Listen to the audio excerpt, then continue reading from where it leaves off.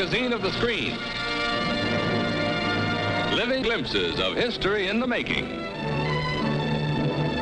Presented as a public service by Standard Oil Company.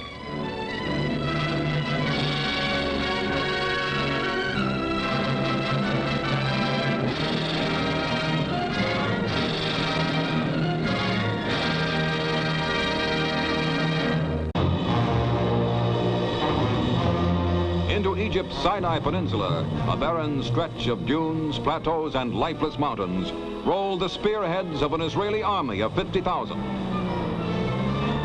Led by General Moshe Dayan, the Israelis strike, they say, to end once and for all bloody border raids by Egyptian suicide commandos. Advancing against disorganized resistance, the invaders marched toward the Suez Canal on the eastern border of the peninsula. 30,000 Egyptians are taken prisoner in the Desert Blitz. An Egyptian flag and bogged-down tanks become prizes of war. $50 million in equipment, mostly communist-made, is also captured.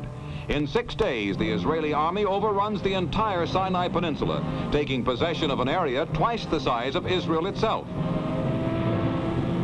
With passage through the Suez Canal imperiled, England and France issue a ceasefire ultimatum to Egypt and Israel. Egypt rejects it. Flying from Cyprus, English and French paratroopers lead a joint air-sea assault against Port Said at the canal's northern end. The troopers leap out into Egyptian Akak. Smoke rises over the vital waterway.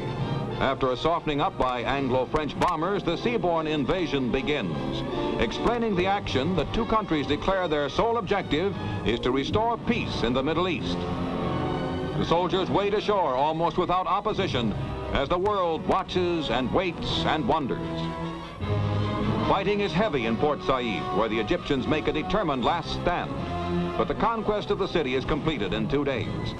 While mopping up operations go on, Russia threatens action of its own against Israel, Britain, and France. When the three nations, along with Egypt, agree to a United Nations ceasefire proposal, the grave situation is eased. The plan calls for an international police force to preserve the peace. For strife-scarred Port Said, the agreement comes too late to prevent this desolation. Meanwhile, bickering over the police force's authority begins even before that force lands. Travel to the canal is at a standstill, closed by Egyptian sinkings of blockade ships. It will be 6 months before the waterway can be cleared. Months of danger and decision in the explosive Middle East.